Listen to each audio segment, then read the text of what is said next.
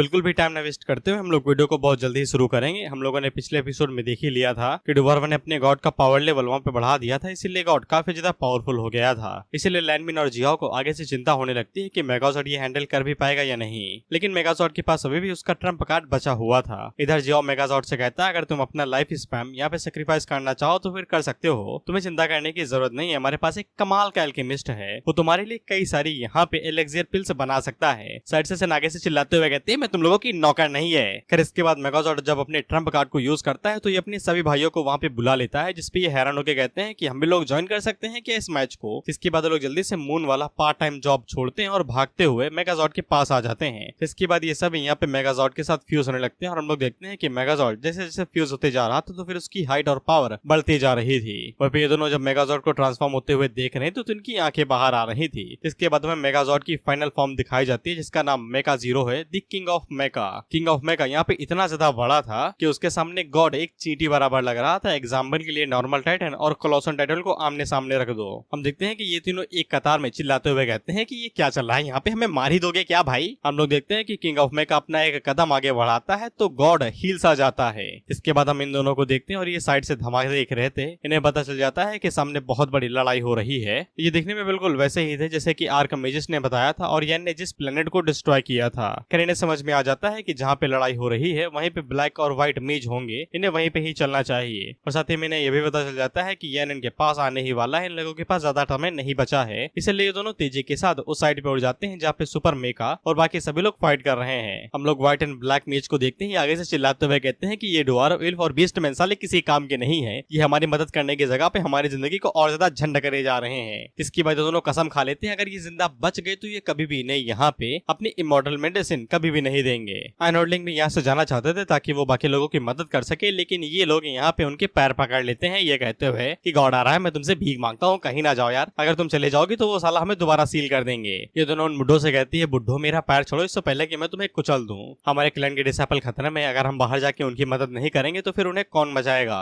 इस पे ये बुड्ढे यहाँ पे उन दोनों से कहते हैं कि तुम उनकी मदद करोगे कैसे, तुम तो यहाँ पे सील हो और अगर तुम चले जाओगे तो फिर हमारी मदद कौन करेगा। एंड कहती है कि इससे मेरा लेना देना क्या है कि तुम जिंदा रहो या न रहो, इससे मेरा कोई लेना देना नहीं है। इस पे ब्लैक मेज आगे से कहता है कि तुम गलत हो, शायद से गॉड इन सभी चीजों को सीक्रेट रखने के लिए तुम्हें भी मार सकता है और तुम लोग यहाँ पे किंग लेवल पे हो, तुम्हें क्रिएटर लेवल को कभी भी नहीं हरा पाओगे। लेकिन उसी टाइम पे सफेद बुड्ढा आगे से कहता है कोई बात नहीं है, मैं तुम लोगों की मदद करूंगा, इससे तुम लोग भी यहाँ पे क्रिएटर लेवल पे चले जाओगे। और ये अपने पास ही पोशन बाहर निकाल लेते हैं, जिसको सुन के ये दोनों यहीं पे रुक जाते हैं क्योंकि पावर की चाहत किसे नहीं है। इसके बाद हम लोग सुपर मेका को देखते हैं जो कि इन लोगों को घूरे जा रहा था। वहीं पे इसका साइज और पावर इतने ज्यादा बढ़ गई थी कि अब यहाँ पे किंग ऑफ मेका यानी कि मेगाजॉर्ड गॉड से कहता है कह रहे चीटी। हम लोग डुआर्व को देखते हैं जिसकी फटी पड़ी थी, अब इसकी फटके चार हो रही थी।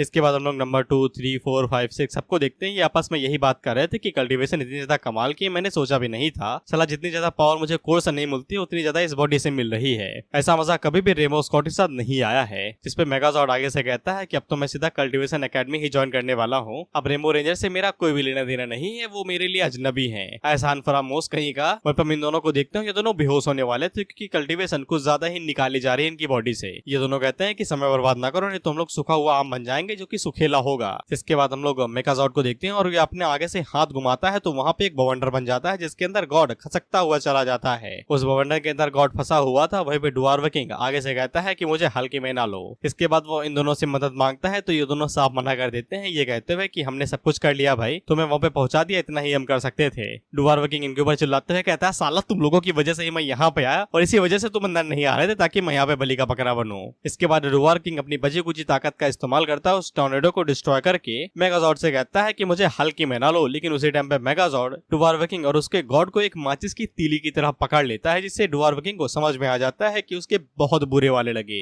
इसके बाद हम इन दोनों को देखते हैं जो कि उस टॉर्नेडो की तरफ तेजी से आगे बढ़ रहे थे। वहीं पे हम लोग आर्कमेजिस को देखते हैं जिन लोगों ने दवाई बना दी थी और वो लोग लिंग और एन को ये दवाई देते हुए कहते हैं कि इसको पीने के बाद तुम लोग एक झटके के अंदर ही गॉड ऑफ क्रिएशन यानी क्रिएटर लेवल पे पहुंच जाओगे। ये दोनों आगे से कहती हैं सच में इतना ज्यादा इजी है क्या, जिसके बाद ये गटक गटक करके पूरा पानी पी जाती हैं और आगे से कहती हैं कुछ भी नहीं हुआ, पानी था ये या फिर रसना था, हमें सेंडी न लगाओ नहीं एक बार में यहाँ से निकल जाएंगे। वहीं पे आर्कमेजिस की आंखें बड़ी हो जाती हैं क्योंकि उसने ये पोशन बनाने के लिए लाखों सालों की पढ़ाई की थी, लेकिन इसके बावजूद यहाँ पे घंटा कुछ असर नहीं दिख रहा। जिसके बाद वो पीछे मुड़ के कहता है भाई एक और बना यार, इस बार डबल पैक बनाना, वो भी नीट वाला और सोडा ना डालना। इसके बाद हम लोग मेगाजॉर्ड को देखते हैं जो कि उस गॉड को तीली की तरह उठा के नीचे पटक देता है और उसके ऊपर पैर रख के उसे दबा के झटके के अंदर ही डिस्ट्रॉय कर देता है। और इसी तरीके से डवार्फ किंग की यहाँ पे फील्डिंग लग जाती है और उसका गेम बजा दिया जाता है और इसी तरीके से ये लोग यहाँ पे जीत जाते हैं। इन्हें यकीन नहीं हो रहा था कि ये लोग इतनी जल्दी जीत गए, लेकिन जो भी हो खुशी के मारे लोग जाग उठते हैं क्योंकि ये लोग जीत गए थे। फिर सुकर मेका अपने अंदर झांक के देखता है तो उसे पता चलता है कि ये दोनों अभी भी लड़े जा रहे हैं, इनके अंदर कोई बात नहीं है, बस लड़ना है और कुछ नहीं चाहिए। इसके बाद हम इन दोनों चोगे वालों को देखते हैं। एक पूछता है कि अब हम लोग क्या करेंगे, तो दूसरा वाला आगे से कहता है करेंगे क्या करेंगे, तुम जाके ब्लैक एंड व्हाइट मेज को ढूंढोगे और मैं इन सभी लोगों के साथ निपटूंगा। वो पूछता है आर यू सीरियस ब्रदर, देखा नहीं उस रोबोट की क्या पावर है, कुछ चलना दे हमें। इस पे दूसरा बंदा आगे से कहता है कि इसीलिए तो हमें उससे सबसे पहले निपटना पड़ेगा, जिसके बाद बाकी वालों को हल्के में निपटा देंगे।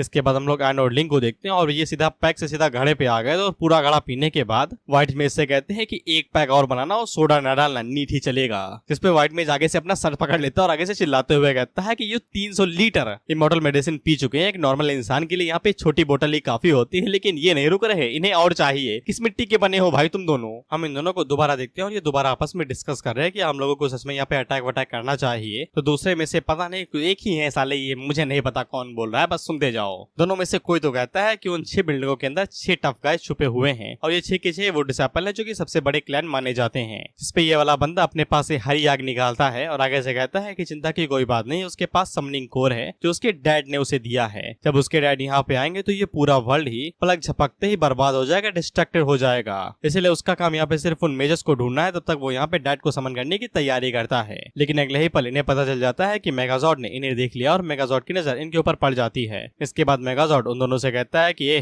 तुम दोनों फालतू की बकवास करना बंद करो, हम लोगों के पास और भी ज्यादा बड़ी प्रॉब्लम आ गई है। ये दोनों बिल्कुल भी टाइम वेस्ट नहीं करते, एक यहाँ पे रुक के समन करेगा और दूसरा वाला हमला बोल देता है मेगाजॉर्ड के ऊपर। ये वाला आग को बीच में लेता है और अपने डैड को समन करने के लिए कोशिश करने लगता है, जिसको ये लोग गॉड समनिंग कह रहे हैं। What the fuck is this name. हम लोग उस दूसरे वाले को बंदे देखते हैं और ये पता नहीं कैसा अटैक करता है, लेकिन ये सीधा मेगाजॉर्ड की बॉडी के अंदर घुसता है और लैंडमैन को गले से पकड़ लेता है, ये कहते हुए कि उसे लीडर को पहले गिराना पड़ेगा। जियाओ उसके ऊपर हमला करने की कोशिश करता है, लेकिन जियाओ अपनी जगह से हिल तक नहीं पा रहा था। वो उसे कहता है कि तुम्हारी एबिलिटीज भी उतनी ही बेकार है जितनी की इसकी है, मैं तुम दोनों को कभी भी टीम अप करने नहीं दूंगा। इसके अगले सीन में हम लोग देखते हैं कि मेगाजॉर्ड की बॉडी के अंदर एक तगड़ा धमाका होता है और सभी मेगाजॉर्ड अलग अलग डिसमेंटल होकर दूर जाके गिरते हैं। नंबर 2 मेगाजॉर्ड से पूछता है कि वो डायरेक्ट कैबिनेट यानी कि उस जगह के अंदर कैसे घुस गया जहाँ से ऑपरेशन किया जाता है, ऑपरेट। मेगाजॉर्ड आगे से बताता है कि वो एक मेंटल अटैक था, कोई फिजिकल अटैक नहीं, इसीलिए वो सीधा कैबिनेट के अंदर घुस गया। हम लोग जिहाओ को देखते हैं जो कि नीचे आके गिरता है और इसने पता नहीं लैंडमैन को क्यों पकड़े हुए था। ये वाला मेज अभी भी यहाँ पे आर्कम मेजेस को ढूंढने की कोशिश कर रहा है।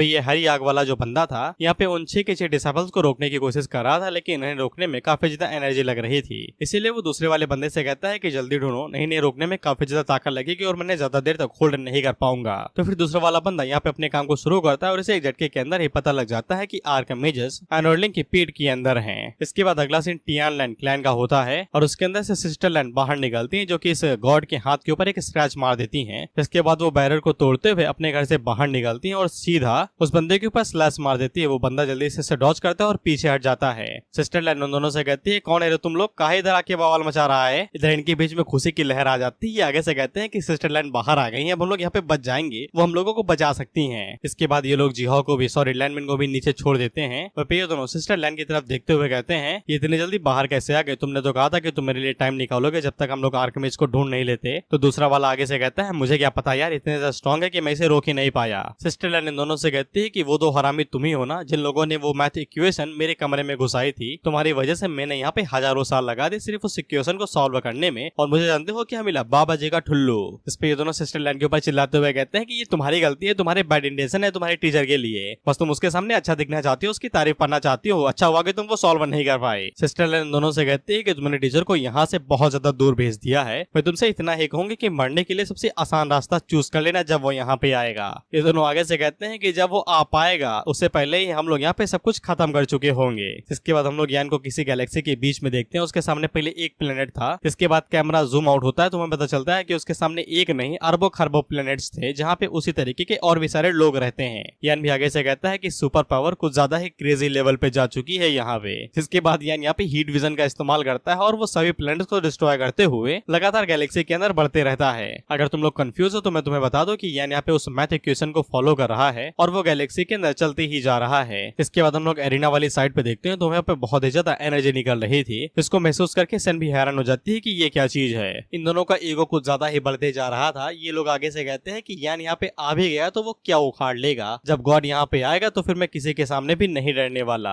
इसके बाद ये दोनों अपना चोगा छोड़ते हैं और आगे से डेमीगॉड फॉर्म के अंदर आ जाते हैं। बिल्कुल वन पंच मैन के गॉड की तरह इनकी भी कोई बॉडी वॉडी नहीं थी, ये सिर्फ प्योर मेंटल पावर से ही बने हुए हैं। मैजिक एकेडमी स्कॉलर आगे से कहती है कि ये क्या चीज है भाई, ये तो हमारी नॉलेज से बिल्कुल परे जा चुकी है। लेकिन सिस्टर लैन को इस डेमीगॉड फॉर्म के बारे में पता था। इसके बाद हम लोग देखते हैं कि डेमीगॉड फॉर्म आगे से अपने दोनों हाथों को आगे बढ़ता है और वो सिस्टर लैन के ऊपर उन्हीं हाथों से हमला बोल देता है। लेकिन सिस्टर लैन आगे से अपनी शॉट का इस्तेमाल करते हुए उन सभी हाथों को लगातार काटने लगती है और ये जहाँ जहाँ पे गिर रहे थे वहाँ पे धमाके हो रहे थे। मैजिक स्कॉलर भागते हुए कहती है भागो रे। तो जैसे कि मैंने बताया कि सिस्टर लैन ने यहाँ पे इनके हाथों को काटा है, तो ये जहाँ पे गिर रहे थे वहाँ पे कुछ लिक्विड टाइप का छोड़ रहे थे। मैंग उसे छूने वाली थी तो इनएडिसेबल उसे रोक लेता है, ये कहते हुए कि उसे छूना नहीं, उसके अंदर अबायस है बेसिकली ब्लैक होल की तरह, जो कि मैंग को अपने अंदर ही खींच लेगा हमेशा हमेशा के लिए। जिसके बाद दोनों यहाँ पे सिस्टर लैन से कह ही रहे थे कि तुम्हारी ये जरूरत, तुम हमें चैलेंज कैसे कर सकती हो उस घटिया पावर के साथ में। लेकिन अगले ही पल सिस्टर लैन तेजी के साथ आगे बढ़ती है और इनके टुकड़े करते हुए पार निकल जाती है और वो इन दोनों को पत्ता गोभी की तरह टुकड़ों में काट देती है। एक जो बच गया था तो सिस्टर लैन उसके ऊपर अटैक करती है और उसे किस्तों में काट देती है, यानी टुकड़ों में। लेकिन अगले ही पल हम लोग देखते हैं कि ये लोग दोबारा वहाँ पे रीजनरेट करने लगते हैं और रीजनरेट होकर अपनी फुल फॉर्म के अंदर आ जाते हैं। दूसरे वाला भी रीजनरेट हो जाता है और आगे से कहते हैं इस लड़की के साथ दिक्कत क्या है, हम दोनों यहाँ पे हायर लेवल पे हैं। तो फिर सिस्टर लैन भी ये देख के हैरान हो गई थी कि ये दोनों जिंदा कैसे हो गए। इसके बाद ये दोनों आपस में बात करते हुए कहते हैं कि ये सिर्फ एक आर्टिफिशियल क्रिएशन है, यानी कि बनाया गया है, लेकिन इसके बावजूद ये खुद को ट्रेन कैसे कर सकती है। और ये दोनों यहाँ पे लैन से कहते हैं कि मैं ये बात मानता हूँ कि जिसने तुम्हें बनाया है वो पक्का ही कमाल का होगा, लेकिन ये हमारी मेंटल फॉर्म है।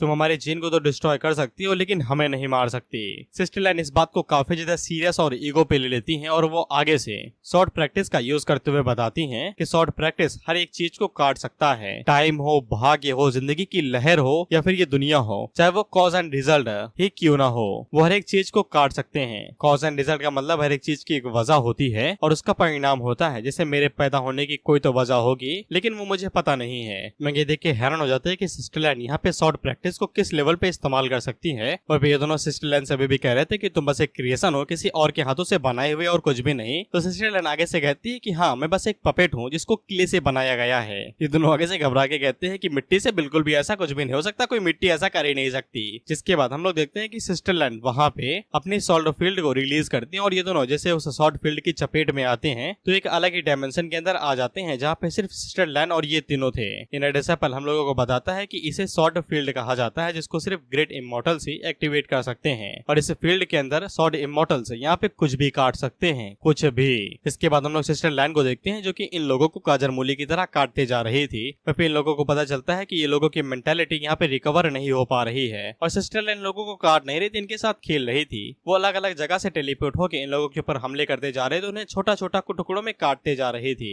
इन लोगों को समझ में आ जाता है कि ये सिस्टर लैन की फील्ड है, वो यहाँ पे इन लोगों के प्रेजेंस है यानी कि मौजूदगी को भी कंट्रोल कर सकती है स्पेस के जरिए। इसलिए उन लोगों को यहाँ से दुम दबाते भाग लेना चाहिए इससे पहले कि कोई मारा जाए। लेकिन जब ये बेचारे भागने की कोशिश कर रहे थे तब सिस्टर लैन इन्हें कैद कर लेती है और वह इन्हें भागने भी नहीं देती है। सिस्टर लैन इन लोगों को बताती है कि बाहर से देखने पे ये सिर्फ एक छोटा सा स्मॉल स्पेस ही दिखेगा लेकिन अंदर से ये इन्फिनाइट है, जितना चाहे उतना मैं इसे लंबा खींच सकती हो, इसलिए तुम लोग यहाँ से भाग ही नहीं सकते और तुम्हारी मेंटालिटी यहाँ पे टुकड़ों में बढ़ जाएगी।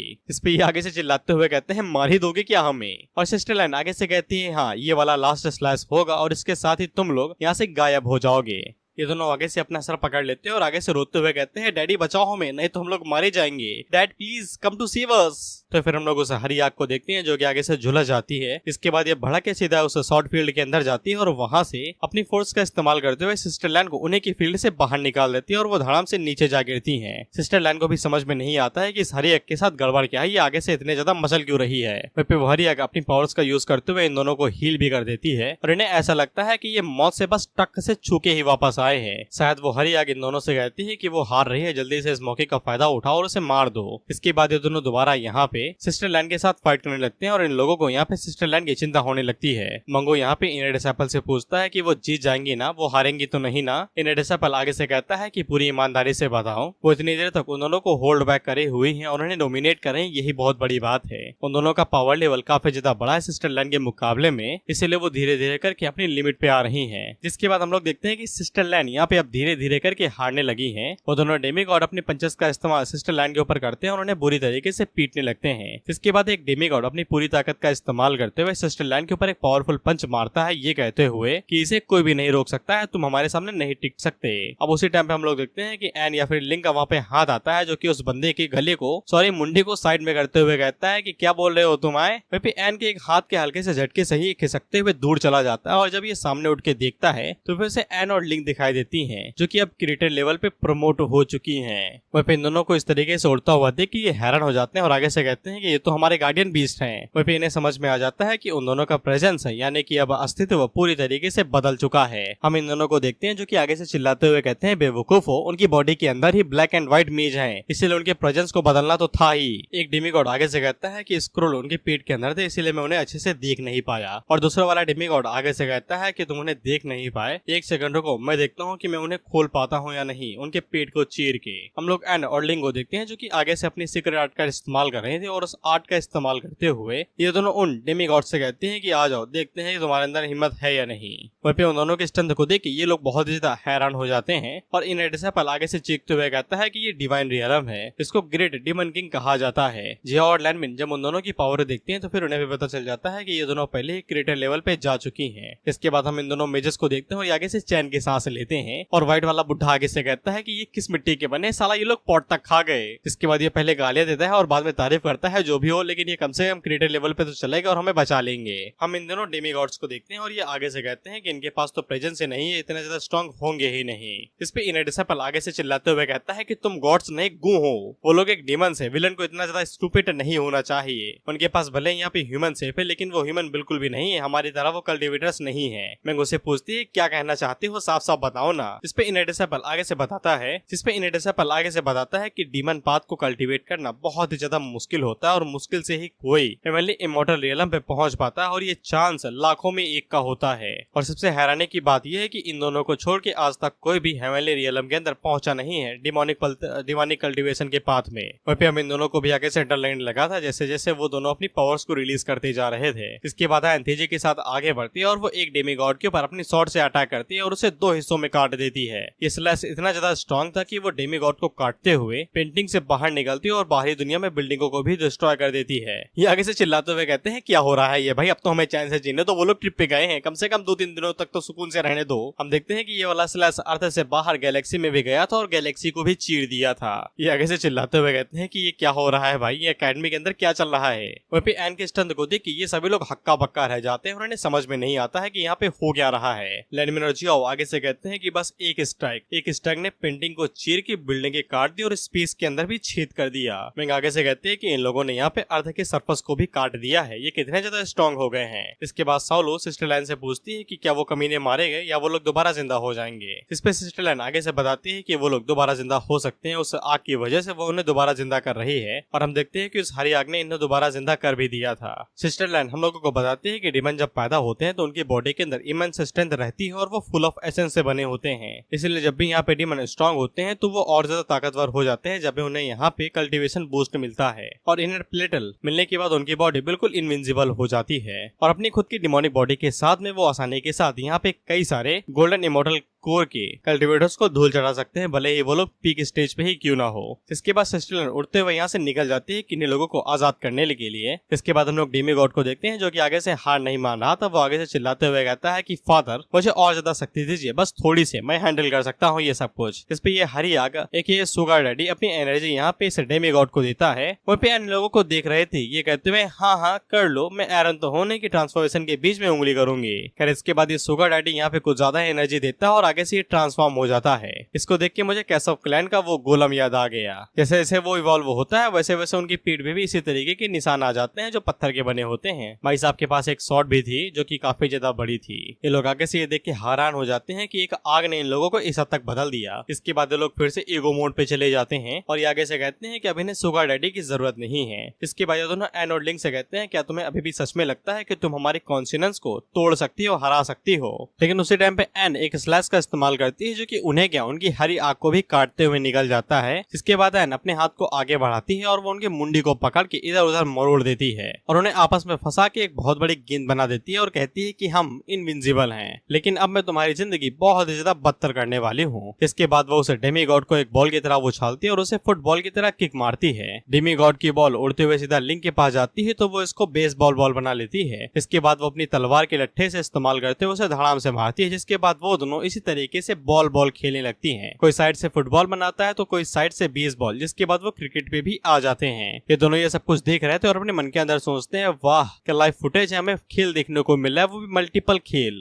जिसके बाद लोग खेल खेल के थक जाते हैं तो फिर एन आगे से तलवार निकाल लेती है, ये कहते हुए कि अब खेलना काफी ज्यादा हो गया है, अब खुद को अगले 1000 सालों के लिए चला लो, इससे पहले कि हम तुम्हें कुत्ते की मौत मार दें। इसके बाद वो दोनों दोबारा अपनी डिमोनिक आर्ट्स का इस्तेमाल करती हैं और वो डेमी गॉड की बॉडी के ऊपर आग लगा देती हैं, जिससे वो जल के वहीं पे ही मारा जाता है। इस पे ये लोग आगे से बहुत ज्यादा खुश हो जाते हैं कि ये सब कुछ हो गया, अब इन्हें यहाँ पे कुछ भी करने की जरूरत नहीं है। एन और लिंग आगे से कहती हैं कि हमें कभी भी हल्के में न लेना, लेकिन हम लोग एन के पीछे ही दोबारा एक डेमी गॉड को देखते हैं और उसके ऊपर भी हरी आग जल रही थी, लेकिन ये कोई नॉर्मल डेमी गॉड नहीं था। ये आगे से खुद को ट्रांसफॉर्म करते हुए एक ह्यूमन फॉर्म ले लेता है और उन दोनों से कहता है कि छोटी लड़कियों, इतने ज्यादा कम उम्र में होने के बावजूद तुम्हारे पास पर्सनालिटी काफी ज्यादा गर्म फी यानी कि घमंडी वाली है। एन और लिंग वहाँ पे उस डेमी गॉड को देख के बहुत ज्यादा हैरान हो जाते हैं और ये लोग भी आगे से हैरान होकर कहते हैं कि वो घटिया चीजें इस हैंडसम लौंडे के अंदर कैसे बदल गई, ये तो साले मन चाहे चीजें जब चाहे तब प्लास्टिक सर्जरी कर ले रहे हैं, कोई इन्हें साउथ कोरिया भेजो, ये टेक्नोलॉजी लेके वहाँ पे अच्छा खासा मुनाफा कमाएंगे। एन और लिंग भी ये देख के हैरान हो जाते हैं कि इतना सब मारने के बावजूद ये मरा नहीं, और वो आगे से कहते हैं कि इस बार हम लोग और भी ज्यादा दया नहीं दिखाएंगे। उन्हें दोनों के पेट के नीचे हम लोग देखते हैं कि ये आगे से चिल्ला रहे थे कि यही एक क्रिएशन गॉड, ये जो भी स्पीसीज को क्रिएट करता है उनका इस्तेमाल करता है उनका रूप लेने के लिए। इसके बाद दोनों बुड्ढे आगे से दोबारा चिल्लाते हुए कहते हैं कि अब हम लोग क्या करेंगे, तो ये आगे से कहते हैं हमें क्या पता, मुझे क्या पता था कि गॉड यहाँ पे खुद ही आ जाएगा बदला लेने के लिए। क्रिएशन गॉड उन दोनों से कहता है कि वो जो तुम्हारे पेट के अंदर 2 बॉटल्स हैं वो मुझे दे दो, इससे तुम्हारी दुनिया के अंदर जो केओस हो रहा है वो पूरी तरीके से शांत हो जाएगा। उसी टाइम पे हम लोग लैन को देखते हैं जो तेजी के साथ इन 5 घरों की तरफ आगे बढ़ रहे थे जहाँ पे बाकी डिसेबल कैद थे, और उसका प्लान यही था कि वो इन सभी लोगों को आजाद करा के क्रिएशन गॉड को हराने में मदद कर सकती है।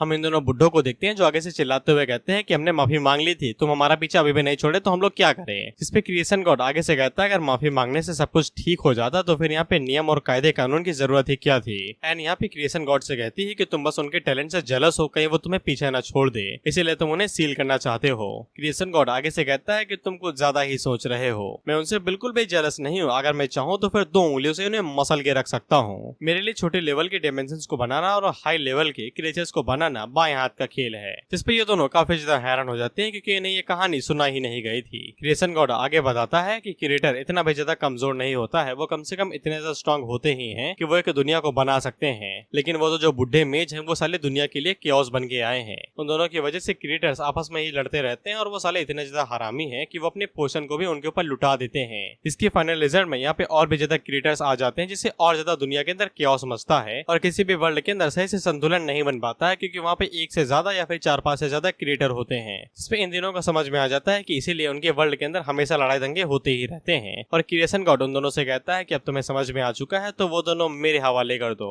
एनोलिंग उन दोनों बुड्ढों के ऊपर चिल्लाते हुए कहते हैं कि तुम्हें शर्म नहीं आती, दूसरों के घर में आग लगाते हुए गैस सिलेंडर का काम कर रहे हो। तो ये साइड में देखते हुए सीटी बजाने लगते हैं कि किसी ने कुछ कहा क्या, हमने नहीं सुना। क्रिएशन गॉड उन दोनों से कहता है कि आर्टिकल 351 के तहत उन दोनों बुड्ढों को आजीवन कारावास की सजा मिलती है, मेरे हवाले कर दो ताकि मैंने जिंदगी भर के लिए सील कर दूं। एंड आगे से इस चीज के लिए साफ मना कर देती है, ये कहते हुए article 1310 heavenly God sect rule के मुताबिक जो चीज नुकसान करती है वो फायदा भी देती है, जिसे आग लगने के बाद नए पौधे जो निकलते हैं वो बेहतरीन खिलते हैं, इसलिए हम तुम्हारी इच्छा को यहाँ पे पूरा नहीं कर सकते हैं। इस पे क्रिएशन गॉड आगे से कहता है कि फिर तो तुम्हारी कल्टीवेशन वर्ल्ड कुछ ज्यादा ही घटिया है यार। लेकिन हम इन 2 बुड्ढों को देखते हैं, इनके अंदर खुशी की आंसू दौड़ाते हैं। ये आगे से कहते हैं इमॉर्टल क्रिएशन वर्ल्ड, मैं तुम लोगों से प्यार करता हूँ। ये दोनों उनके ऊपर चिल्लाते हुए कहती है मेरा प्यार घंटा। अगर यार ने यहाँ पे वार्निंग न दी होती कि हम लोग यहाँ पे लगातार किसी भी डिसेबल को परेशान नहीं कर सकते हैं पिलविल बनवाने के लिए, और अगर ये रूल ना होता तो फिर हम लोग तुम्हें कब का डंप कर चुके होते, पानी में डुबा दिया होता तुम्हारी बोटल्स को, तैर रहे होते अभी। इस पे दोनों घबरा जाते हैं और कपड़े से अपना पसीना पोंछने लगते हैं कि अच्छा है कि ऐसे रूल से, नहीं तो हम कब का पानी में तैर रहे होते अब तक। फिर इसके बाद क्रिएशन गॉड आगे से सीरियस हो जाता है और वो आगे से कहता है क्योंकि अब यहाँ पे कोई भी चारा नहीं बचता है तो अब यहाँ पे सिर्फ लड़ाई से ही सब कुछ ठीक करना पड़ेगा। हम लोग देखते हैं कि क्रिएशन गॉड जब अपनी पावर्स को यूज करता है तो हम लोग देखते हैं कि यान की जो पेंटिंग वर्ल्ड थी वहाँ पे पूरी तरीके से काले बादल आ जाते हैं। इसको देख के ये दोनों सबसे पहले हैरान होते हैं, जिसके बाद हम लोग इमॉर्टल वर्ल्ड को देखते हैं जहाँ पे काले बादल ने पूरे इमॉर्टल वर्ल्ड को ही घेर लिया था। सभी लोग ऊपर देखते हुए सोचते हैं कि ये क्या हो रहा है भाई, आए दिन तो यहाँ बवाल होता ही रहता है, लेकिन ये वाला नया है। और देखते ही देखते पूरा एरिया वहाँ पे काला हो जाता है। इसके बाद हम लोग सिस्टर लैन को देखते हैं और इसने बाकी डिसेबल्स को आजाद कर लिया था, लेकिन ये काफी ज्यादा घायल हो गई थी। इसके बाद इन सभी डिसेबल्स की नजर भी यहाँ पे काले बादलों के ऊपर पड़ती है जिन्होंने पूरे वर्ल्ड को ही घेर लिया था।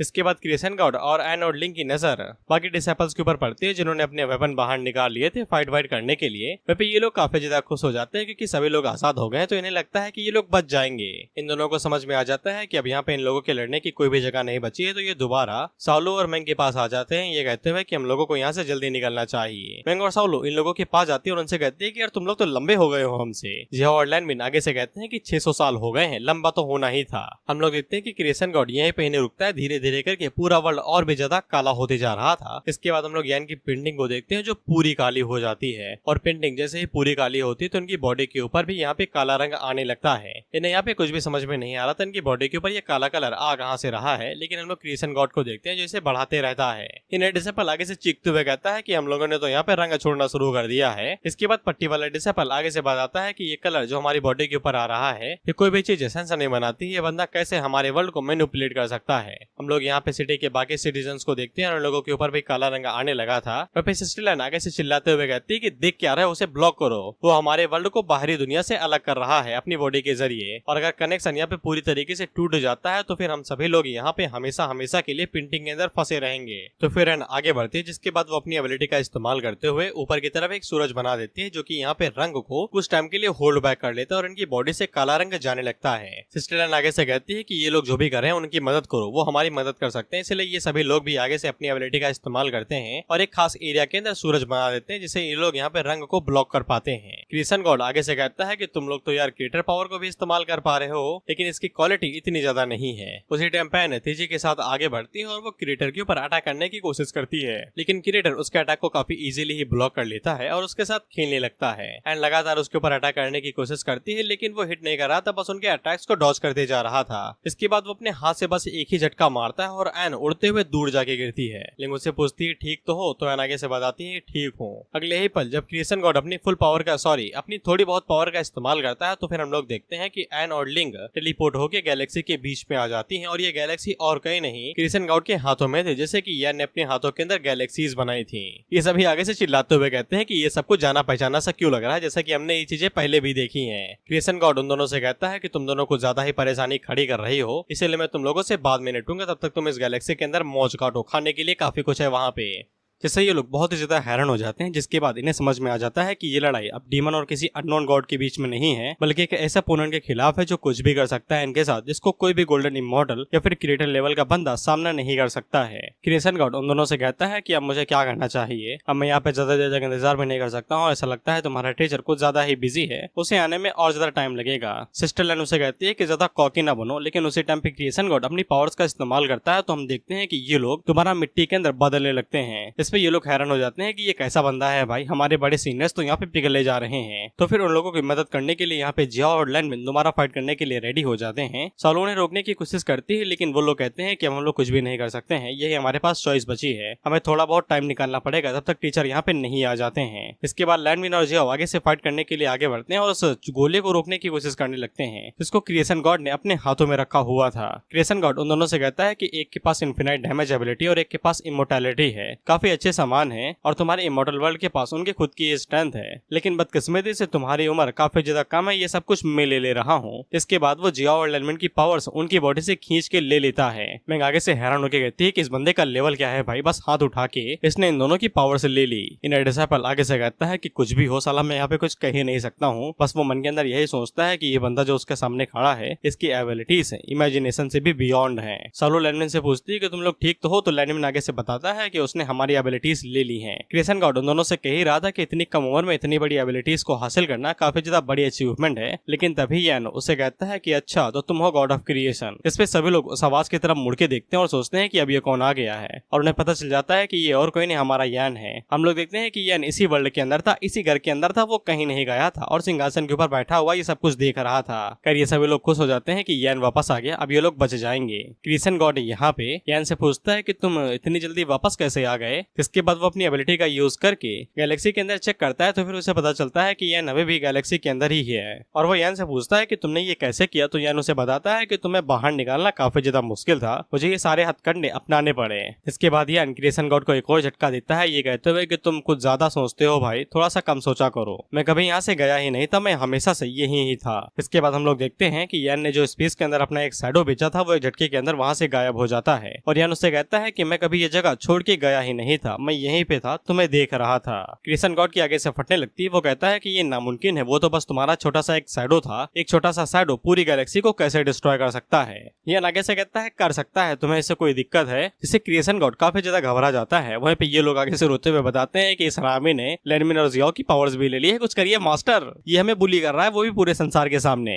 यानी यहाँ पे क्रिएशन गॉड से कहता है कि तुम यहाँ पे इस अवतार में आए हो, जिसका मतलब यही है कि तुम्हें पता ही नहीं था कि हेवनली रियलम कहाँ पे है, और तुम यहाँ पे आधे अधूरे आए हो, ऐसा लगता है कि मुझे अपने हाथ गंदे करने ही पड़ेंगे। ये सभी लोग आगे से हैरान होकर कहते हैं कि ये सिर्फ आधा आया है, इसका मतलब क्या, ये अभी यहाँ पे पूरी तरीके से अपनी पावर से नहीं यूज कर रहा था, हमारी बेफालतू में फटी पड़ी थी, या मैं ऐसे ही मसले दे रहा था। क्रिएशन गॉड आगे से घबराते हुए कहता है कि तुम ये सब कुछ देख सकते हो, इसका मतलब यह है कि तुम भी एक गॉड हो। यानी उससे कहता है तुम्हारी गर्दन दबोचने के बाद जब मैं उसे तोड़ दूंगा तब बताऊंगा कि मैं क्या हूँ। इसके बाद यान क्रिएशन गॉड को ललकारता है कि आज आप भिड़ ले। इस पे ये लोग घबरा जाते हैं कि अब ये दोनों लड़ेंगे तो हम लोग मारे जाएंगे। इसके बाद हम लोग देखते हैं कि वो दोनों कैरेक्टर इस अपनी मुट्ठी बंद करते हैं और उनकी मुट्ठी करने से वहाँ पे इतना ज्यादा तगड़ा धमाका होता है कि वो पूरा रियला में डिस्ट्रॉय हो जाता है और जो पेंटिंग थी उसके दो टुकड़े हो जाते हैं और उस पेंटिंग के अंदर जो दुनिया थी वो स्पेस में बाहर जाती है और पृथ्वी के ऊपर खुलती है। आसान शब्दों में इतने समय यान की जो दुनिया है जहाँ पे ये लोग फाइट कर रहे हैं वो पृथ्वी के एकदम ऊपर है, यानी आसमान पे जगह पे आसमान नहीं, अब सिर्फ इन लोगों के घर और इनका रियलम दिखाई देगा। हम लोग बेंग को देखते हैं जो काफी ज्यादा घबरा जाती है कि वो सीधा पृथ्वी को देख रही है जहाँ पे वो लोग रहते हैं। इसके बाद हम लोग पृथ्वी को देखते हैं जहाँ पे लोग ऊपर की तरफ इशारा करते हुए कहते हैं कि ऊपर देखो, और जब ये ऊपर देखते हैं तो ये एक दूसरे को गले लगा के चिल्लाने लगते हैं।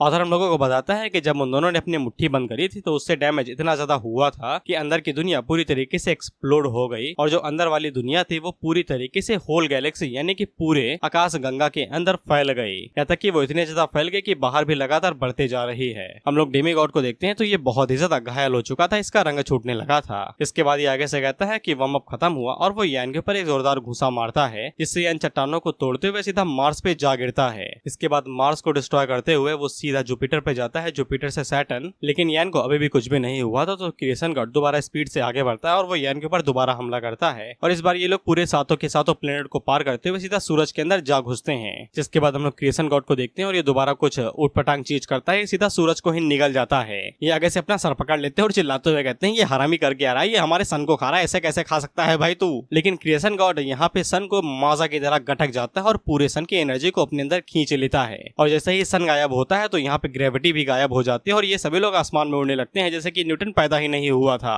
और ऑफ कोर्स सन के जाने की वजह से बाकी जो प्लैनेट्स थे वो भी अपने ऑर्बिट से भटक गए थे और इधर उधर घूमने लगे थे जैसे कि कंचे भटक रहे हो या फिर इन्हें किसी ने लटका दिया हो धागे से। इसके बाद हम लोग क्रिएशन गॉड को देखते हैं जो कि सूरज को एक लॉलीपॉप की तरह दांतों से चबा के फोड़ देता है जिससे वहाँ पे एक तगड़ा धमाका होता है। लेकिन हम लोग यान को देखते हैं जो अपनी एक उंगली के इशारे से ही क्रिएशन गॉड की बॉडी को आधा उड़ा देता है। हम लोग इन 6 को देखते हैं, ये सभी आगे से चिल्लाते हुए कहते हैं टीचर मारना है तो मार ही दीजिए ना, उसे इतना ज्यादा तबाही क्यों मचाने दे रहे हैं। जिसके बाद हम लोग अर्थ पे देखते हैं तो ये सभी अंधे हो गए थे, ये आगे से चिल्लाते हुए कहते हैं इतना अंधेरा क्यों है भाई, कहाँ आ गए हम। इसके बाद हम लोग यान को देखते हैं जो एब्सोल्युटली क्रेजी थिंग करता है, ये अपने हाथों से एक आर्टिफिशियल सूरज बनाता है और उसे उस जगह पे चिपका देता है जहाँ पे पहले सूरज हुआ करता था और जैसे ये सूरज दोबारा वहाँ पे आता है तो सब कुछ नॉर्मल हो जाता है, अर्थ पे ग्रेविटी भी वापस आ जाती है और ये सभी लोग जो आसमान में उड़ रहे थे ये दोबारा जमीन पे जा गिरते हैं। ये आगे से चिल्लाते हुए कहते हैं कि तुम साले दोबारा आ गए, इमॉर्टल कल्टीवेशन तुम हमें कभी भी नहीं छोड़ेगे, 100 चैप्टर हो चुके हैं लेकिन तब भी तुम लोग नहीं रुक रहे। इस पे ये लोग भी आगे से कहते हैं हमारी गलती थोड़ी ना है भाई, लेकिन अब सूरज वापस आ गया है ना, चुपचाप बैठो अपना काम धंधा करो जाके। वहीं पे सभी लोग यान की तरफ देखते हुए कहते हैं कि यान ने यहाँ पे एक आर्टिफिशियल सूरज बना दिया, दैट इज क्रेजी शिट। जिसके बाद हम लोग क्रिएशन गॉड को देखते हैं और ये दोबारा अपने आप को रिकवर कर लेता है और यान से कहता है कि मैंने जितना सोचा था तो मुझसे कई गुना ज्यादा शक्तिशाली हो, इसीलिए अब मैं यहाँ पे अपनी फुल स्ट्रेंथ का इस्तेमाल करूंगा। तो ये बड़वा जब अपनी फुल स्ट्रेंथ का इस्तेमाल करता है तो ये अपना जेंडर ही परिवर्तित कर लेता है और बन जाता है एक लड़की। ये सभी आगे से चिल्लाते हुए कहते हैं कि ये क्या है साले, तू हरामी लड़की में कैसे बदल गया, हम तुझे गाली कैसे देंगे अब। इसके बाद हम लोग क्रिएशन गॉड को देखते हैं जो कि आगे से कहता है कि इमोर्टैलिटी और इनफिनाइट डैमेज कमाल का इनहेंसमेंट होगा, जिसके बाद वो जिहाओ और लैंडमैन की पावर्स को भी एब्जॉर्ब कर लेता है। इसके बाद भाई साहब की स्ट्रेंथ इतनी ज्यादा बढ़ जाती है कि ये अपने हाथों से, सैटर्न ही कहते हैं ना इसे, हाँ सैटर्न ही है, वो अपने हाथों से सैटर्न को पकड़ता है और उसे कंचों की तरह फोड़ देता है। जिसके बाद वो सैटर्न का इस्तेमाल करते हुए हुए उस पूरे प्लेनेट को यान के ऊपर धड़ाम से दे मारता है, लेकिन यान उस प्लेनेट को डिस्ट्रॉय करते हुए उसके हाथ को चीरते हुए बाहर निकलता है और क्रिएशन गॉड के मुंह के ऊपर एक जोरदार घूंसा मारता है। और यान ने जो घूंसा मारा था उससे क्रिएशन गॉड उड़ते उड़ते सीधा इन लोगों की तरफ आ रहा था और धड़ाम से इनकी जमीन पे जा गिरता है। क्रिएशन गॉड को दोबारा यकीन नहीं होता है कि यान इतना ज्यादा स्ट्रॉन्ग कैसे है कि उसे बस एक पंच में ही इतनी दूर उड़ा दिया। वहीं पे यान क्रिएशन गॉड से कहता है, अगर तुम खुद को गॉड्स कहते हो लेकिन तब भी मैं तुमसे बहुत ही ज्यादा स्ट्रॉन्ग हूँ, तुम्हें थोड़ी सी और मेहनत करनी चाहिए। क्रिएशन गॉड अभी भी हार नहीं मानता है, जिसके बाद अपने हाथों पे यूनिवर्स बनाता है जैसा कि इसने इन और लैंग के साथ किया था, और यान को उसी के अंदर कैद कर लेता है। और यान से कहता है कि मैंने तुम्हारे स्टूडेंट्स की एबिलिटी ली है, इमोर्टैलिटी और इन्फिनाइट डैमेज। तुम्हें क्या लगता है कि तुम अभी भी मुझे हरा सकते हो? मेरे अंदर पूरा का पूरा एक यूनिवर्स है और ये पूरी तरीके से इन्फिनाइट है, तुम कभी भी इससे बाहर नहीं निकल सकते, तुम यहीं पे ही सड़ के मरोगे। यान अपने मन के अंदर सोचता है कि ये पागल वागल है क्या इसने नशे किए हैं या फिर गांजा फूक लिया है। इसके अगले ही सीन हम लोग देखते हैं कि यान इसकी आंखों के सामने अपीयर होता है जहाँ पे पुतली होती है, बिल्कुल वहीं पे। क्रिएशन गॉड आगे से हैरान होते हुए कहता है कि क्या है रे तू इतनी जल्दी बाहर कैसे निकला या उसी यूनिवर्स के अंदर से? यान उससे पूछता है कि गॉड्स के पास दिमाग होता है या नहीं। दिमाग एक अच्छी चीज होती है, उम्मीद करता हूँ कि तुम्हारे पास वो होगा। इसके बाद यान जब अपनी मुट्ठी बंद करता है और वो क्रिएशन गॉड की कॉन्शियस को एक पल के अंदर डिस्ट्रॉय कर देता है। क्रिएशन गॉड आगे से चिल्लाते हुए कहता है कि ये नामुमकिन है, मैं एक कॉन्शियस एंटिटी हूँ, इमोर्टैलिटी और इन्फिनाइट डैमेज स्किल के साथ में मैं एक इनविंसिबल हूँ, कोई भी अटैक मुझे मार नहीं सकता है, मेरी एनर्जी हमेशा बढ़ती जाएगी जितना ज्यादा मैं अटैक लूंगा। कॉन्शियस एंटिटी का मतलब ये है कि ये सिर्फ एक सोच है जिसको कभी मिटाया नहीं जा सकता, जिससे कि कुछ यादें जो हमारे दिमाग के अंदर हमेशा रहती हैं, भले वो अच्छी हो या बुरी हो।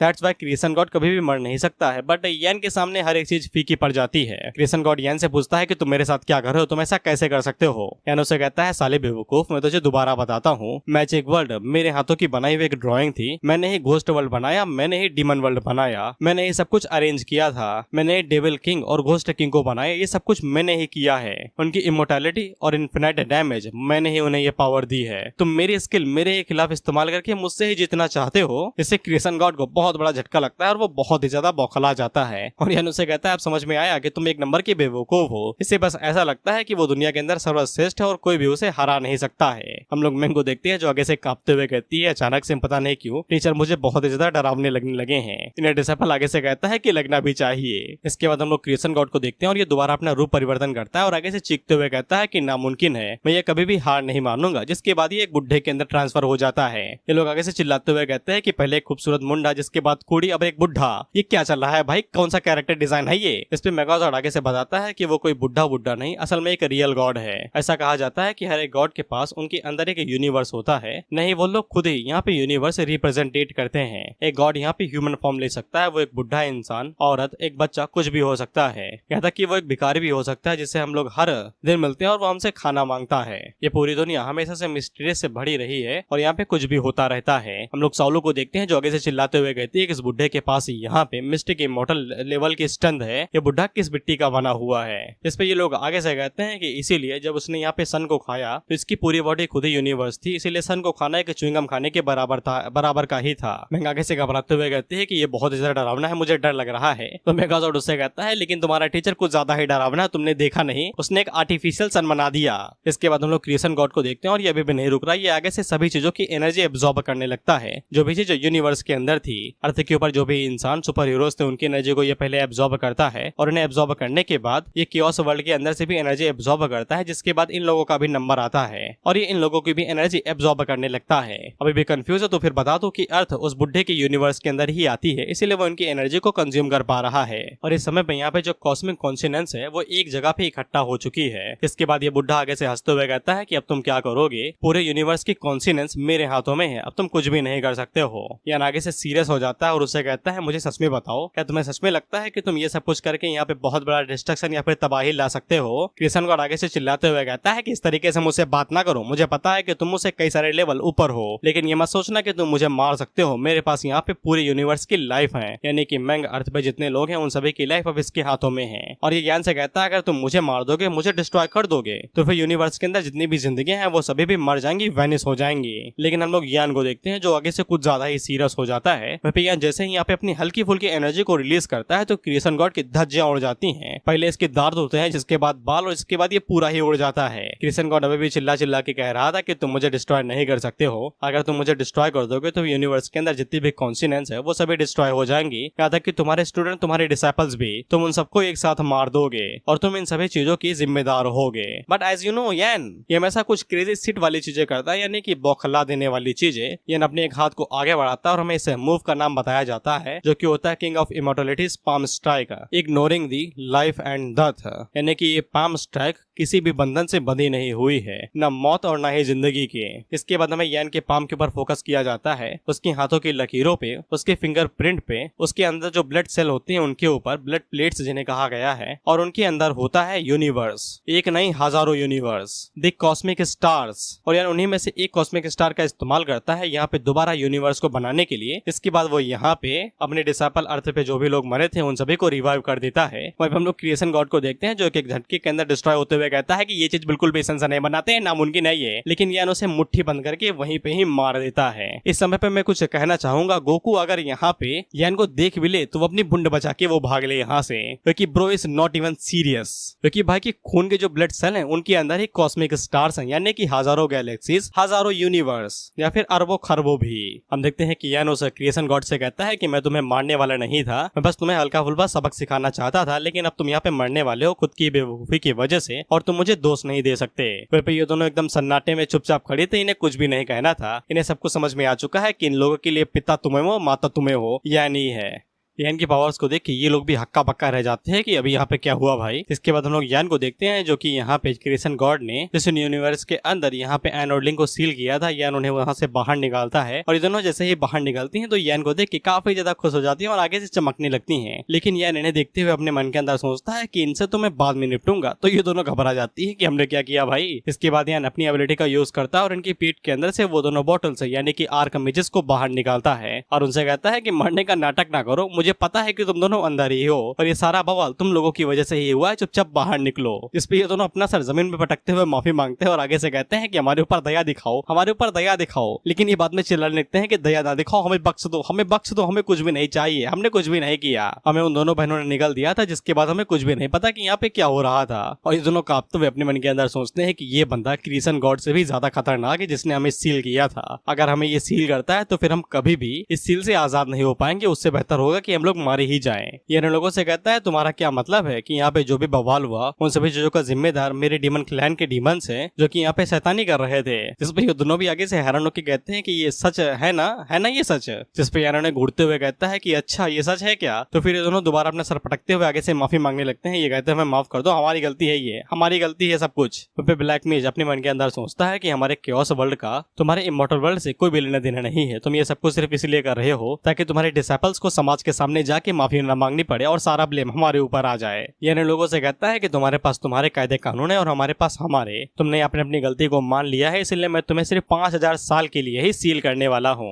ये लोग आगे से चिल्लाते हुए कहते हैं कि ऐसा न करो मेरी जान। और ये आगे से कहते हैं कि तुम्हारे घर के अंदर जो एल्केमी टेक्निक्स होती हैं वो हमसे ही सिमिलर हैं, हम यहाँ पे अपनी नॉलेज को शेयर कर सकते हैं अपने एल्केमी एक्सपीरियंस को भी। यानी लोगों से कहता है कि इतनी बुरी डील नहीं है, जिसके बाद वो इन्हें आजाद कर देता है। ये लोग आगे से पूछते हैं लेकिन नियम कायदे कानून का क्या। तो सफेद वाला आगे से कहता है कि यही हमारे लिए नियम कायदे कानून है, ये कुछ भी कर सकता है। ऑथर हम लोगों को बताता है कि अब इस पड़ाव पे सारी चीजें यहाँ पे खत्म हो चुकी हैं। जो क्रिएशन गॉड और बाकी गॉड्स थे या इन्होंने फूंक मार के यहाँ से उड़ा दिया। इसके बाद हम लोग मैंग और साउलो को देखते हैं जो कि यहाँ पे निंग और एन को ढूंढने के लिए आए थे, लेकिन ये तुरंत खिसक लेते हैं कहीं यान इन्हें पकड़ न ले। इसके बाद ऑथर हमें यहाँ पे पूरी तरीके से चीजें समझाता है कि ये सब की शुरुआत ब्लैक एंड व्हाइट मेज की वजह से हुई थी, जो कि मैजिक अकेडमी के अंदर सील थे जिन्हें गॉड ने सील किया था। लेकिन इन तीनों बड़े बेवकूफों की वजह से जो कि डवार्फ, इल्फ और ऑर्क थे, black and white arc mazes यहाँ पे यान की दुनिया के अंदर आ गए। जिसके बाद यहाँ पे नॉटी बहनों ने यानी कि शैतान बहनों ने इन्हें निगल लिया। इसका फाइनल रिजल्ट ये हुआ कि यहाँ पे demon, orc, dwarf, ghost, elf, demons, यहाँ तक कि गॉड और यान को भी आपस में आकर लड़ाई करनी पड़ी। इसके रिजल्ट में बैटल के अंत में ये सभी लोग यहाँ पे हैं। इसके बाद हम इन तीनों को देखते हैं जो कि आगे से रोते हुए कहते हैं कि ये तो सिर्फ समरफील्ड ट्रिप थी ना, हमें तो यहाँ पे मजा कराने के लिए लाया गया था, ये मजा हमारे लिए सजा में कब बदल गया। इसके बाद यान ने अपनी एबिलिटी का यूज करते हुए यहाँ पे पेंटिंग वर्ल्ड को दोबारा रिस्टोर कर लिया। इसके बाद अब समय आ चुका है कि हर कोई यहाँ से बाहर निकले। हम देखते हैं कि डवार्फ, इल्फ और जो भी यहाँ पे आर्मी आए हुए थे ये उन्हें जंजीरों में बांध के पेंटिंग वर्ल्ड से बाहर भेज रहे थे। हम लोग लैंडमिन और यान को देखते हैं जो कि यहाँ पे यूवे, डवार्फ और ऑर्क से कहते हैं अगर हमारे टीचर दयालु ना होते तो अब तक मैं तुम्हें धूल में बदल चुका होता और तुम लोटे में जा रहे होते हैं यहाँ से। इसके बाद वो इनसे कहते हैं फक ऑफ। वेपेसन कई सारे यहाँ पे लॉन्गेविटी बनाती है जो कि यहाँ पे वो किंग को देते हुए कहते हैं कि इतनों से तुम लोग बहुत ज्यादा मजे कर पाओगे। वेपेसालो इन डिसाइपल को शुक्रिया कहते हैं हमारी तरफ से।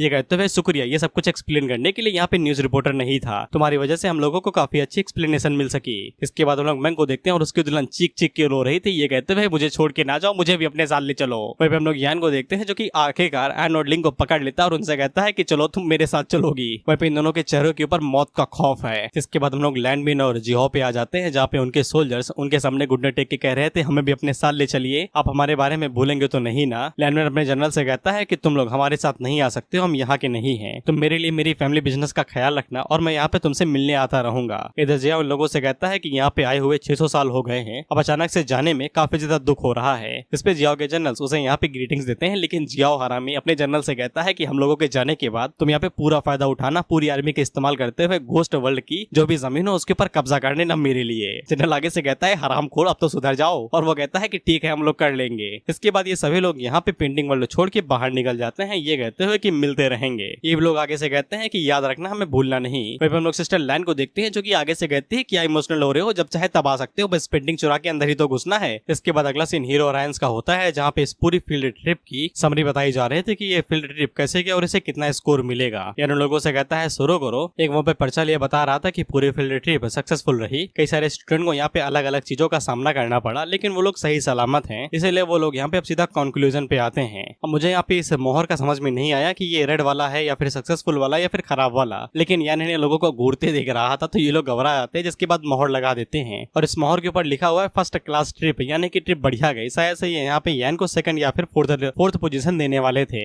बट यान के होरा की वजह से इन्हें यहाँ पे फर्स्ट क्लास देना पड़ा। खैर इसके बाद समय इसी तरीके से बीतने लगता है। कुछ समय बाद यान ने यहाँ पे इन और यांग को सजा दी उल्टा सीधे चीजें खाने के लिए। यान ने इन्हें पनिशमेंट दी कि इन्हें 3 सालों के लिए घुटनों पर बैठना और ये 3 सालों तक कुछ भी नहीं खाएंगे। और रही बात दो बड़े ग्रेट किंग्स की, तो ये तो है डिसाइपल ही ना, और इन दोनों गधे ने जो आपस में लड़के यहाँ पे अपनी लाइफ स्पैन को खत्म किया है उसके लिए यान ने इन्हें सजा दी। अब यहाँ पे 600 सालों के लिए लगातार झाड़ू ही लगाते रहेंगे। जितने सालों तक इन लोगों ने अपनी आग जलाई है उतने सालों तक यहाँ पे झाड़ू लगानी, यानी कि करीब 600। इसके बाद अगला सीन पेंटिंग वर्ल्ड का होता है, जहाँ हम लोग सिस्टर लैन को देखते हैं और वो यान की फोटो घूरे जा रही थी। उनकी डिसाइपल आगे से कहती है सिस्टर यार कब तक घूरोगी, 1 साल हो गया आप ऐसे ही मुस्कुराते जा रहे हो, कुछ तो काम धंधा करो। लेकिन सिस्टर लैन को कोई फर्क नहीं पड़ता, वो फोटो घूरे ही जा रहे हैं। लेकिन उसी टाइम पे यहाँ पे मैंग आती है सिस्टर लैन से मिलने के लिए। इसके बाद हम लोग सोलो को भी देखते हैं और वो भी एक डिसाइपल के पास गई थी चेस बोर्ड खेलने के लिए, और वो आगे से पूछती है कि आप ये पट्टी पहन के खेल कैसे लेते हैं, मुझे तो कुछ दिखाई नहीं दे रहा। इस पे वो ब्रदर आगे से बताता है कि तुम्हें यहाँ पे अपने सेंसस का इस्तेमाल करना है, अपने अपोनेंट के बारे में पता लगाओ, जिसके बाद तुम्हें पता चल जाएगा कि वो अगली चाल कौन से चलने वाला है, और समय के साथ साथ तुम्हारे पास जो पोटेंशियल है उसके साथ तुम हमें भी पीछे छोड़ सकती हो। इसके बाद यहाँ पे ये 4th वॉल्यूम खत्म हो जाता है, लेकिन हमें लास्ट में एक चीज दिखाई जाती है। तुम्हें पता है ना, मैंने कहा था कि ये लोग रात में कुछ एक्शन लेंगे। जब इनके बीच में लड़ाई हो गई थी एडमिशन वाले टाइम पे, इन्होंने कहा था कि ये लोग रात में एक्शन करेंगे, तो ये रात में एक्शन लेने के लिए गए थे और ये बेचारे बाथरूम के अंदर घुस गए थे। तो मैजिक स्क्वाड लीडर ने इनकी आंखों में सुई घुसो दी थी, इसीलिए ये लोग बेहोश हो गए थे, उन्हें हॉस्पिटल में एडमिट करना पड़ा था। नंबर 7 और 6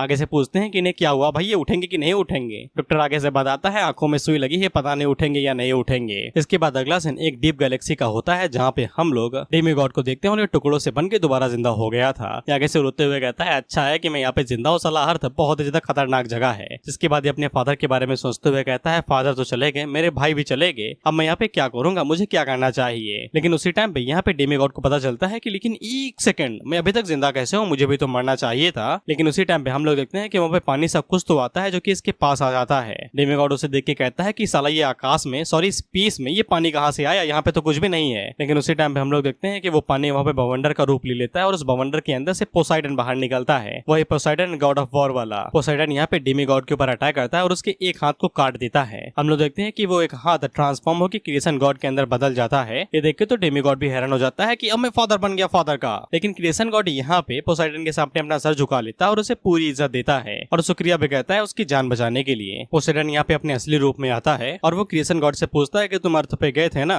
तो क्रिएशन गॉड आगे से बताता है कि वो अर्थ पे गया हुआ था, यहाँ तक कि वो कियोस वर्ल्ड भी गया हुआ था, लेकिन वो किसी तरीके से यहाँ पे आ गया। पोसाइडन उसे कहता है कि king of gods the Zeus तुमसे मिलना चाहते हैं। इस पे क्रिएशन गॉड काफी ज्यादा हैरान हो जाता है। जिसके बाद हम लोग इसी गैलेक्सी के अंदर कहीं दूर 2 और गॉड्स को देखते हैं। ये काले बाल वाला थॉर है और ये ब्लोंड बालों वाला शायद से लोकी होगा। थॉर यहाँ पे लोकी को बताता है कि वो लोग यहाँ पे थे लेकिन अभी वो लोग चले गए हैं। लोकी उसे कहता है कि हमें उन्हें पकड़ना पड़ेगा, तुम ये कर सकते हो। इस पे थॉर बताता है कि पोसाइडन के साथ निपटना इतना भी इजी नहीं है। लोकी आगे से कहता है कि ऐसा सिर्फ इसलिए क्योंकि वो लोग यहाँ पे उस फॉरबिडन लैंड से आते हैं जो अर्थ पे है, लेकिन मैं उनके साथ फाइट करके पूरे यूनिवर्स को ही डिस्ट्रॉय कर सकता हूँ, लेकिन ये वर्थ इट नहीं होगा। तो थॉर आगे से बताता है कि हमें चल के फादर को इस बारे में बताना चाहिए। इसके इसके बाद ये लोग अपने फादर की तरफ जाने लगते हैं और इनके फादर शायद से उसका क्या नाम है भाई, ओडिन होगा, ओडिन पुत्र थॉर। कंफ्यूज ना हो ना, अगला वाला आर्क माइथोलॉजी पे ही है। इसके बाद हम लोग किसी अननोन वर्ल्ड के अंदर एक रियून को देखते हैं जो कि एक स्पेस सैटेलाइट था, जहाँ पे हम लोग एक और कैरेक्टर को देखते हैं और ये भी चार्ज हो रहा था। इसके अंदर भी इलेक्ट्रिसिटी भरी जा रही है।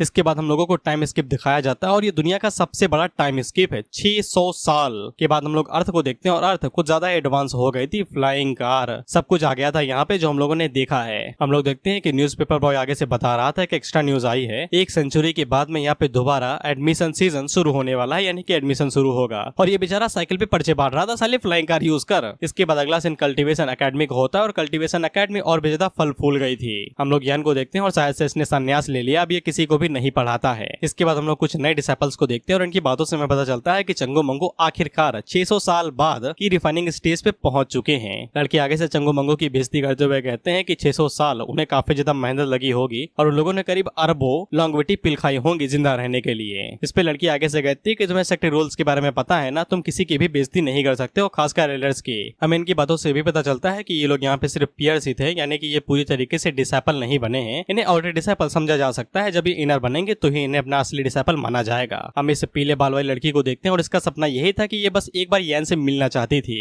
लड़का उसे कहता है कि ये काफी ज्यादा नामुमकिन सा है क्योंकि वो एक हिस्टोरिकल हीरो है और अभी तक यहाँ पे किसी ने भी प्रिंसिपल को नहीं देखा है, शायद से वो गायब ही हो गए हैं। वह भी हम लोग यान को देखते हैं जो इनकी बातों को ही सुन रहा था पेपर पढ़ते हुए। जिसके अगले सीन में हम लोग यान को देखते हैं और ये लैन के साथ बैठ के चाय पी रहा था। वह पीछे चाय पीने में मजा आ रहा था। लैन उसे कहता है कि शर्म करो, 600 साल की हो गई हो, मुंह उठा के चली आती हो यहाँ पे चाय पीने के लिए, अब से यहाँ पे दोबारा कभी भी ना चाय नहीं है तुम्हारे लिए। लैन उससे कहती है कि तुम कुछ ज्यादा ही मतलबी हो। लैन यहाँ पे यान से पूछती है कि तुमने यहाँ पे रेनबो रेंजर्स को बहुत सारी लॉन्गेविटी पिल दी और वो लोग रिटायर हो गए हैं, क्या वो तुम्हारे लिए उतने ही करीब है जितनी मैं हूँ? यान उससे कहता है कि उस साइड देखो, और जब लैन उस साइड देखती है तो फिर हमें पता चलता है कि पावर रेंजर्स ने यहाँ पे सुपर एसेंट मेकास को यान को बेच दिया है लॉन्गेविटी पिल्स के बदले में, और इसी रीजन की वजह से यान ने उन्हें इतनी ज्यादा लॉन्गेविटी पिल दी। हम इन सुपर मेकास को देखते हैं जो कि यहाँ पे किसी टॉय की तरह पड़े हुए थे। वो एक्शन फिगर्स नहीं होते एनिमेटेड कैरेक्टर्स के, बिल्कुल उन तरीके से। लैन आगे से भर भर के पावर रेंजर्स को गालियां देती है, बस वो मन में गालियां देती है, यान के सामने कुछ भी नहीं कहती। इसके बाद लैन उससे कहती है कि इस बारे में मैं तुम्हारे डिसेपल्स से बाद में बात करूंगी। और वो यान से पूछती है लेकिन तुम्हारे चारों डिसेपल्स हैं कहाँ पे? यान आगे से बताता है कि वो यहाँ पे और भी ज्यादा डिसेपल्स को रिक्रूट करने की कोशिश कर रहे हैं। हम लोग देखते हैं कि अब यहाँ पे नीट की तरह एग्जाम होता था और इनकी क्वेश्चन में बिल्कुल नीट पेपर की तरह ही थे। क्वेश्चन था कि यान को क्या पसंद है, तो इसमें जो एक लड़की थी वो लिख लेती है कि यहाँ पे यान को मैंग की पसंद है, यानी कि मैंग।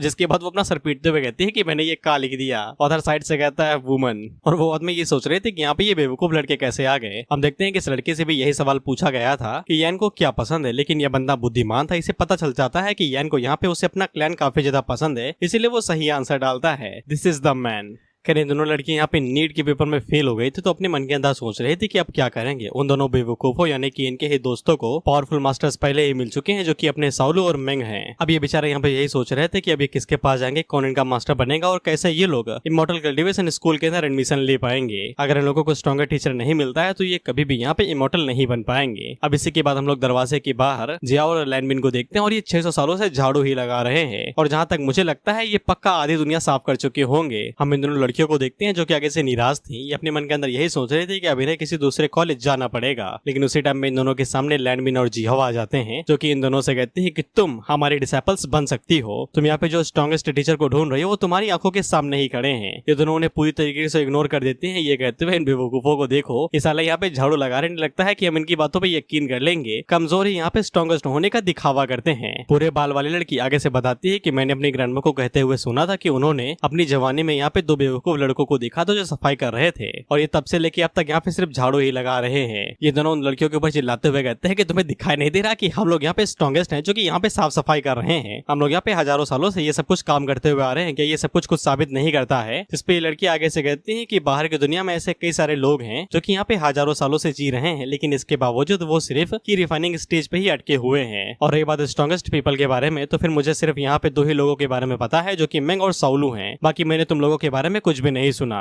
जिस पे ये दोनों मुंह लटका के कहते हैं कि बात तो सही है, 600 सालों से हम लोग यहीं पे पड़े हुए, किसी भी एक्टिविटी के अंदर हिस्सा नहीं लिया, नॉर्मल लोग हमें जानते ही नहीं होंगे कि हम लोग कौन हैं। इसके बाद उन्होंने लड़कियां यहाँ से जा ही रहे थे कि उसी टाइम पे जियाओ इनके पैर पकड़ लेता है, ये कहते हुए कि मैं तुमसे भीख मांगता हूँ, हमारे डिसाइपल बन जाओ यार। टीचर यार ने हम लोगों को सेंचुरीज पहले ये असाइनमेंट दिया था कि हमें डिसाइपल बनाने हैं, लेकिन अभी तक हम लोगों ने फिनिश नहीं कर पाया। अगर हम लोग इस साल भी ये फिनिश नहीं कर पाएंगे तो फिर हमें दोबारा सजा मिलेगी और हम लोग दोबारा 2-3 सालों के लिए ये फ्लोर साफ करते रहेंगे। जिसपे ये लड़कियां काफी ज्यादा हैरान हो जाती है कि इतनी बदतर सजा कौन देता है भाई। वहीं पे ये भूरे बाल वाली लड़की यहाँ पे उन लोगों से पूछती है क्या तुम लोग ग्रैंड मास्टर यानी कि यान को जानते हो। इस पे ये लोग धूल साफ करते हुए कहते हैं ऑफ कोर्स हम उन्हें जानते हैं, हम उनके डायरेक्ट डिसाइपल हैं, वो हमारे टीचर हैं।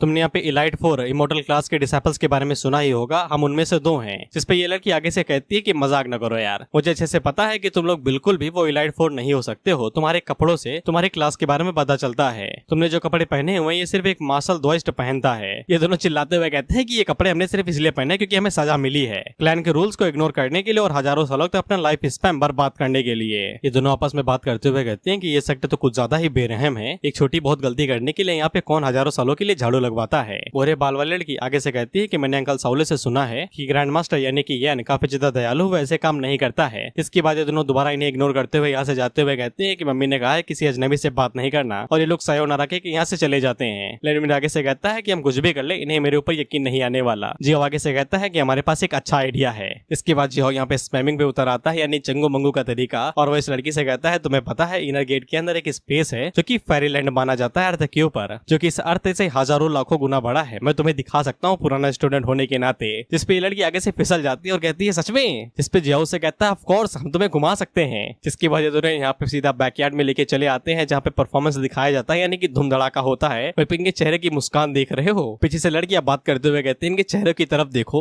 ये तुम्हें किस एंगल से स्ट्रॉन्गेस्ट पीपल दिखाई देते हैं एकेडमी के अंदर, ये सिर्फ बेवकूफ है एक नंबर के इडियट। और मैं इस पे कहना चाहूंगा हाँ ये साले गधे एक नंबर के। मैं पे इन दोनों को अब धीरे धीरे के पछतावा होने लगा था कि इन लोगों ने इनकी बातों के ऊपर यकीन कर लिया कि यहाँ पे एक फेरी लैंड है। इसके बाद जियाओ और लैनमिन एक जगह पे रुक जाते हैं और ये दोनों यहाँ पे लैनमिन और जियाओ से पूछते हैं कि ये तो सिर्फ बैकयार्ड है स्कूल के पीछे का, तुम हमारे साथ मजाक तो नहीं कर रहे ना, सेंडी तो नहीं लगा रहे। लैनमिन उस लड़की से कहता है कि रही बात इनर गेट की और कंट्री यार्ड की तो फिर मैं तुम्हें बाद में दिखाऊंगा, अभी के लिए तुम्हें ये काम करना है। जिसके बाद वो यहाँ पे उस लड़की को स्टॉप वॉच देता है, उससे कहता है कि जैसे मैं शुरू कहूँ तो फिर तुम इसकी बटन दबा देना। इस पे ये लड़की बात मान जाती है और जैसे ही यहाँ पे स्टॉप वॉच की बटन दबाती है तो फिर हम लोग देखते हैं कि मार्स के ऊपर हमला हो जाता है और वहाँ पे मार्स पूरी तरीके से चिटक जाता है। हम देखते हैं कि यहाँ पे भी जमीन क्रैक पड़ जाती है और ये लोग नीचे गिर जाते हैं। और स्टॉप वॉच जैसे ही शुरू होती है तो ये लोग आगे से चीखने लगते हैं, इन्हें कुछ भी समझ में नहीं आ रहा कि यहाँ पे क्या हो रहा है। इसके बाद हम लोग जियाओ के सामने उसकी खड़ी हुई लड़की को और इसके डिसाइपल को देखते हैं और ये आगे से पूछ रहे थे कि यहाँ पे क्या चला है। तो जियाओ उसे कहता है कि एक इंसान जो कि अर्थ और हेवन के साथ कम्पीट कर सकता है उसे यहाँ पे ग्रैंड मास्टर डोमिनेटिंग स्काई कहा जाता है। इसके बाद जियाओ के पास उसकी यूनिफॉर्म आ जाती है। वहीं पे लैन को बाहर से आवाज आ रही थी तो वो यान से पूछती है कि बाहर क्या हो रहा है। तो यान कहता है कि मैं जाके चेक करके आता हूँ। हम देखते हैं कि ये दोनों तो नीचे आ जाते हैं लेकिन लैनमिन और जियाओ उड़ते हुए स्पेस में चले जाते हैं दोबारा फाइट करने के लिए। जिसके बाद ये जो 1000 साल से रुके हुए थे ये दोबारा भिड़ने लगते हैं, वो भी पूरा जोर लगाते हुए, और आगे से कहते हैं कि चलो देखते हैं कि कौन एक दूसरे को पहले मारता है। जिसके बाद दोनों आपस में भिड़ने लगते हैं। ये दोनों लड़की आगे से कहती थी कि ये यहाँ पे क्या हो रहा है। इन्होंने तो कहा था कि ये हमें फेरीलैंड दिखाएंगे, ये लड़ाई क्यों दिखा रहे हैं। अच्छा अब हमें समझ में आया कि ये साले सिर्फ हमारे सामने शो ऑफ करना चाहते थे कि ये लोग कौन है और कितने ज्यादा स्ट्रॉन्ग है। इधर हम लोग जियाओ को देखते हैं जो कि लैनमिन को पकड़ता है और उसका मुंह मार्स के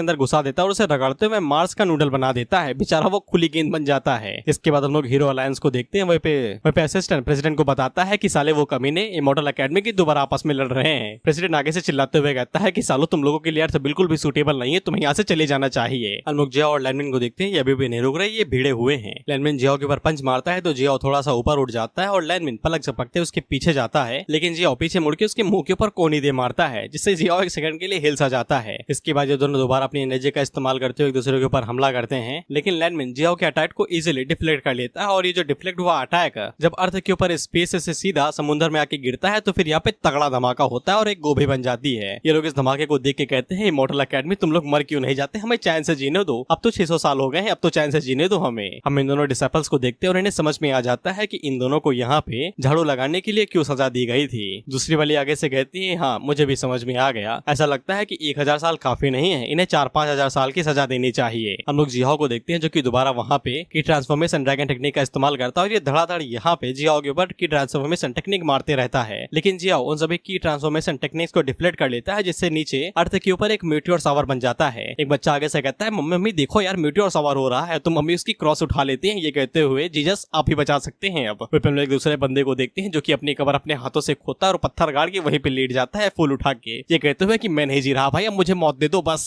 हम लोग एक डिसाइपल को देखते हैं जो कि एक दूसरे डिसाइपल के पास आके बताता है कि बाहर एक तगड़ी वॉर हो रही है। और डिसाइपल आगे से कहती है कि ये पक्का मेंग और साउलो के बीच में हो रही हो ना, वो दोनों एक साथ ट्रेनिंग कर रहे होंगे। वो तो सिर्फ डेथ मैच होता है जो कि ग्रेट मॉडल्स करते हैं, ऐसा नहीं हो सकता। इस पे वो डिसाइपल आगे से बताता है कि वहाँ पे बाहर दो झाड़ू लगाने वाले रहे हैं जिनको हम 600 साल से देखते आ रहे हैं। इस पे ये लड़की भी हैरान होकर कहती है कि झाड़ू लगाने वाले। इसके बाद हम लोग लैंडमिन और जियो दोबारा देखते हैं इन दोनों को, और ये दोनों दोबारा वही गलती कर रहे थे जिसके लिए इन्हें सजा मिली थी। ये दोबारा अपनी लाइफ स्पैन को यहाँ पे बंद कर रहे थे। ये बेचारे आपस में भागते हुए कहते हैं भागो नहीं, ये साले हमें मार देंगे, यहाँ पे जीने का कोई फायदा नहीं है, मैं जा रहा हूँ भाई मंगल। प्रेसिडेंट आगे से बिल्कुल हैरान था, अब ये कुछ नहीं कहना चाहता था, अब इसे सिर्फ चाहिए थी मौत। कोई इसके लिए छुरा उठाता और इसके गले में भोंक देता। इधर हम लोग जियाओ को देखते हैं जो आगे से चिल्लाते हुए कहता है कि मैं हूँ इमॉर्टल क्लास के अंदर सबसे स्ट्रॉन्गेस्ट पर्सन, और ये ऊपर से जानते हो कि ड्रैगन टेक्निक का इस्तेमाल कर रहा, तो वो भी बड़ा वाला वर्जन। लेकिन उसी टाइम पे यान यहाँ पे आता है जो कि जियो के मुंह के ऊपर थप्पड़ मारता है, इसे जियो के मुंह से थूक निकल जाता है और ये कह रहा था कि मैं हूँ टॉपर इन द क्लास। थप्पड़ खाने के बाद जियो सीधा जाके जमीन पे गिरता है। वहीं पे हम लोग लैंडबिन को देखते हैं और ये आगे से कह रहा था कि मिस्टर यान ये सब कुछ, लेकिन यान इसके ऊपर भी थप्पड़ मारता है जिसके बाद ये दोनों धड़ाम से जमीन में जा गिरते हैं। वहीं पे यान को उनके ऊपर काफी ज्यादा गुस्सा आ रहा था, लेकिन डिसाइपल की कमी होने की वजह से वो इन्हें मार भी नहीं सकता था। हम इन दोनों डिसाइपल्स को देखते हैं जो कि आगे से चिल्लाते हुए कहते हैं कि ये क्या हुआ वहाँ पे। इसके बाद जब सामने से धुआं आता है तो फिर इन दोनों को लैंडमिन और जिहाओ दिखाई देते हैं जो मुंह के बल गिरे थे। इन्हें कुछ भी समझ में नहीं आता कि अचानक से क्या हुआ, इन्हें बस ऊपर एक काला सा शैडो दिखाई दिया था, लेकिन दोबारा देखने पे वो गायब हो गया था।